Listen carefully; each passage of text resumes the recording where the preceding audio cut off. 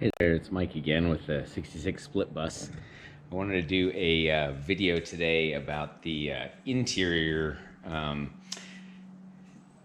of do-it-yourself restoration that I did on this bus. When I got the bus, the entire headliner was gone. All of the panels were really ratty old original ones. I probably should have tried to sell them or something, but I just threw a lot of that stuff away. But I made templates and things to do the panels, and but I guess I should start at the very beginning, which was the interior.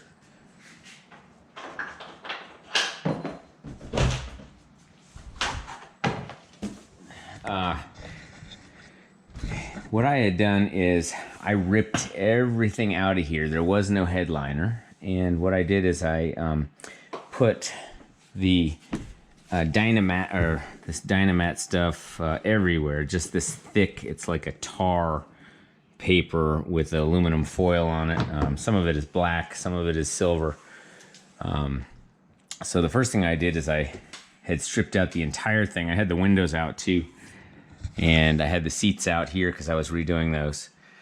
And I actually had to take out a whole bunch of these. Up here there was all this metal that was holding the cloth headliner, and I had to grind that out with a bench grinder. That was a really nasty job inside here. And once I got that all smoothed out and sanded out, then I basically painted the interior when the windows were out, so there was no rubber there. I painted a ton of sort of black rust reformer if there was ever any kind of rust, or just primed it.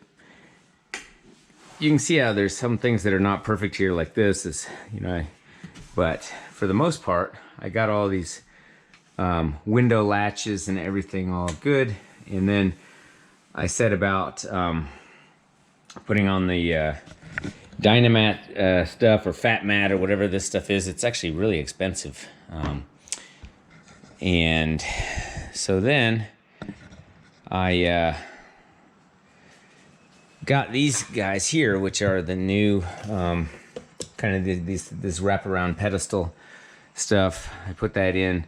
I should say that one thing that I did do here is I put in these guys, which is I put a kind of a bolt receiver in here for the shoulder belts, so that I would have this be as safe as possible.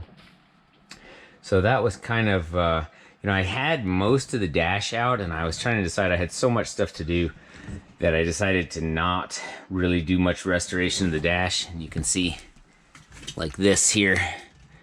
There's some weird stuff here, and this is all not really painted. But I will do that at some point in the future. But what I did do is, all around here I did the painting of this, sanding it down, and then of course I did the windows. So that's a kind of a different story altogether. That was a big job. And then what I did is I took out every panel that I had, and I started making templates. So, there were things like this guy. I traced it. The panels for here I traced out, and I got this stuff called Baltic birch. The Baltic birch is like a really bendable thin plywood. You can see how thin that is. And so what you can do, it actually bends really well one way with the grain going sort of this way. It'll bend really well like that. So as I said, I made all these panels here with the light colored wood, which I like. And this wasn't a camper, but I feel like it gives it a little bit of that camper feel. So after I had done, basically I started out doing the doors, the cargo doors, and these doors here with this, and had to do some funky stuff in order to get these screws to sort of receive in on the metal side there. So in some places it has these sort of plastic things that I epoxied in some places it has some metal threaded inserts. And then I also traced out these guys here and made those kick panels. Of course, the driver's side door. So doing all the door panels, and then I did this far side wall, and I did a fire extinguisher that mounts on there just in case. I did actually have a fire in here one time, not in here, but in the engine when oil leaked onto the hot muffler. And so it's no joke. You definitely want to have a fire extinguisher. So yes, I did then these panels, and then this one was very interesting. I'll show you a still picture of this as well. I made speaker boxes for these 6x9s, and I made, I traced this panel, and I did that to kind of clamp to the seat posts with these speakers in there. So, my speaker system consists of 6x9s in the back, these little 6-inch rounds here in the front, and then this Bluetooth, it's a Kenwood, which just connects to my iPhone, which is great. And then I made the AM radio work, and it connects into the secondary radio input of the Kenwood. So if I hit this button, I can play the AM, but of course, there's not really much to play there. So then what I did in the back, you can again see here, so I painted the whole thing. You can again see here how I put a bunch of this Dynamat. It's just everywhere, and I was trying to make it as quiet as possible, but it's really still not a quiet car at all. And then it was challenging to get some of the cuts, like for this here, this where the fuel tank is, fuel filler is, and to get these cuts with this, and also to bend these around so much was a challenge. I actually made them the wrong way so that the grain went the wrong way and it wouldn't bend properly. And I got these hinge covers which mount in there really well, and so that brought me so I should say I did the jail bars, which is say I wet sanded them and got them all. Luckily I had them all, as it was a fairly complete in terms of these bars, and I tried to do this as best I could in that front grab bar there. That one's a little bit rattier, but to get one of those that is in good shape is like $350 or something. So it's no joke to keep some of this stuff until you can find something better. So I tried to make the hardware as good as possible here, and these latches, and of course I did the wood panel on this with this back jail bar. I did reupholster all the seats, which consisted of taking all the seats out, stripping everything off, and those metal springs, I'll show you a picture of that as well. They had come apart in some places, and so I had to do some welding, and also the little pointy things on the back that hold the fabric or the vinyl in place. Those hooks were gone, so I had to do some stuff with drilling little holes and putting little screws in to hold those in place. And I got seat belts, so there's 5 lap belts here, as well as the 2 shoulder belts up front. So that was the seats. Then that brings me to one of the hardest things, which was to do the headliner. So what I did is I got poster board, and in a lot of these cases because I didn't have any pieces to trace in this case, I took poster board and I put it on there, and I cut the poster board with scissors until I had the perfectly shaped piece. So I did that with both of these here. And once I had that done, I traced that on the Baltic birch and cut it out. And now I put 2 coats of water-based polyurethane on these so that it would still have a kind of a matte finish. And then I did this middle one, I should say that I had to cut out, I had 2x8s, I think, and because I think that's how much I needed vertically, 2x8s or 2x10s or something like that, and I cut these, what do you call them, the ribs, which are like these arches, which sit on, basically, they sit kind of on the ledge of this here, and it's a wood arch there, so I have something to fasten it to. So these are all fastened to those ribs, as well as any screws that you see here going in. Those are all fastening to the ribs that are up against the ceiling. I put a lot of Dynamat up also on the underneath here, underneath the ceiling, and some sticky sort of foam insulation as well. So I did that. I made sure to get these two dome lights working well. And then what I did here in the back, this was arguably the hardest part here, was to get to trace out the poster board so that these were fit the hinge and came in here perfectly to fit here. And that was quite a challenge, I guess, to get this one. But then I had a kind of an ugly buffer between these panels and the side here, so I just decided to do a kind of a strip and just go along there and use black rubber stripping here and just kind of screw that in so that it would hold it there. And of course it's not totally straight. It looks like you know, use a jigsaw instead of a circular saw, and which I did.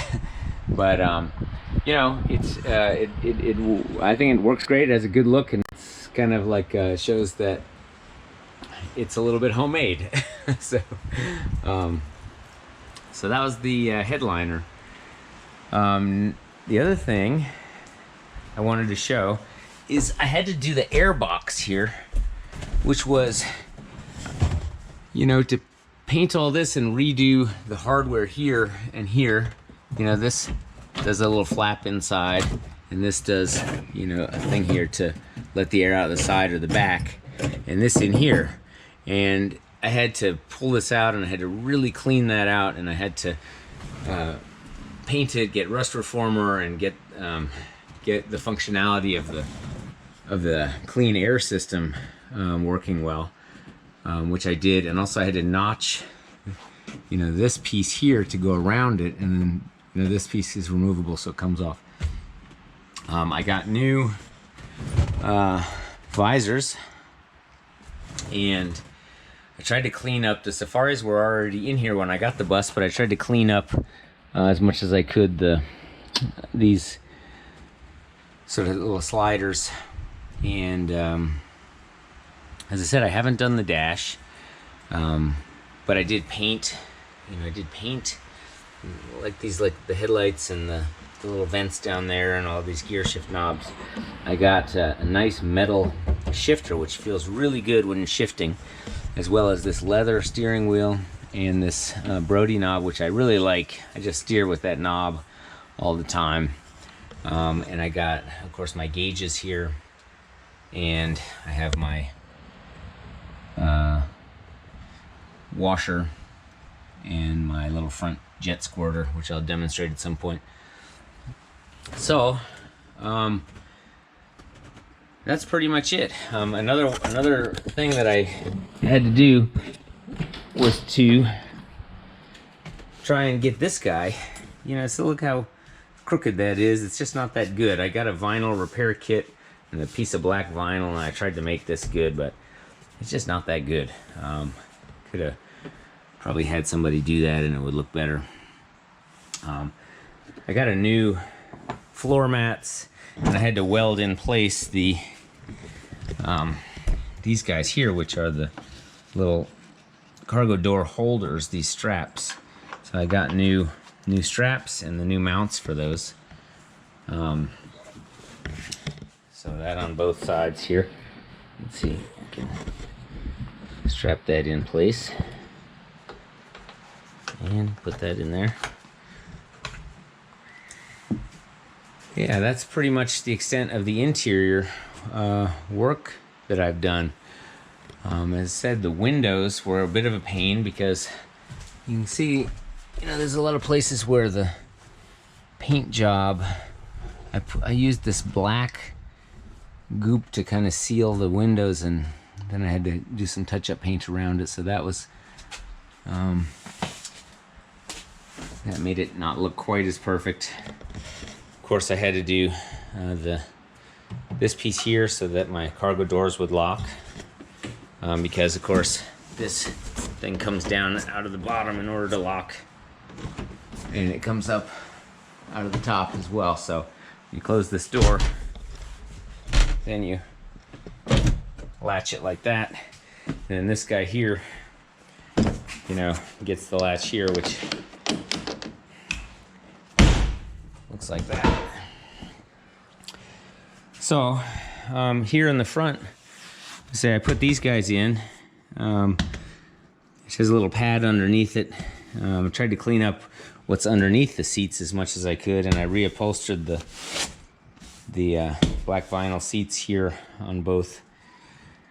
And I got a new pad here. I have some Dynamat underneath here, and redid all of these boots for the shifter and stuff. Got new pedal rubber, and I tried to get black in all of these knobs. So some of those were the kind of that whitish, the silver whitish color. I got new door handles. I had to make these solid so that door handle would do well. And you know, I had done the windows, so I painted these black, but of course that's a bad idea because the metal scrapes and then turns it back to, you know, just kind of bare metal look. So that's basically what I've done. I need to do the dash. I just decided it was too much at the time, but I need to do the dash, which means I probably need to take out the shelf, take everything out, take these Safari window seals out and all this stuff out, tape all this off, paint my shelf, probably get my wiring under there kind of a little better organized, get all this stuff out. Then I want to like wet sand this down, get it really nice and flat, and try to get a good coat of the Lotus White onto there.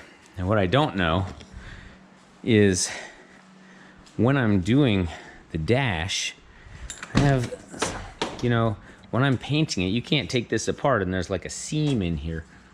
And I don't know how the paint reacts if you paint something like that. It seems like it would kind of get lodged in there. So I don't know, you know, I'll take all this out and see if I can get that looking any good. I got a new key for the gas opener, and I got, like I said, I got the black knob here. There's a lot of wiring under here, and this is my Kenwood thing for the Bluetooth, which is underneath. I got a new lid for the fuse box, and you know, I just blocked this off kind of with my jet and my wash switches here. This is of course the dome light for the rear. The front one has its own switch here. But yeah, so these seat belts have worked out great. I'm not entirely sure that I welded, you know, I welded this in, but I'm not sure that the top thing is welded up to safety standards. You know, maybe if you crashed, it might rip it out. I mean, it's welded steel on there, but it's not like super thick steel. So yeah, I tried as best I could. You know, this was really pretty ugly, but with door seals and stuff, I tried as best I could, and I had to kind of shape this just so that it wouldn't have air noise. But this is all really pockmarked. This is all really damaged metal here. But it seals pretty well now. I did all the latches, made sure that everything would close properly. And yeah, that's it. So that being said, that's kind of the interior, and I will, you know, do the next video on something, probably something more mechanical than just the interior. But anyway, this is the 66 split bus, and I'll talk to you guys soon. Okay, bye.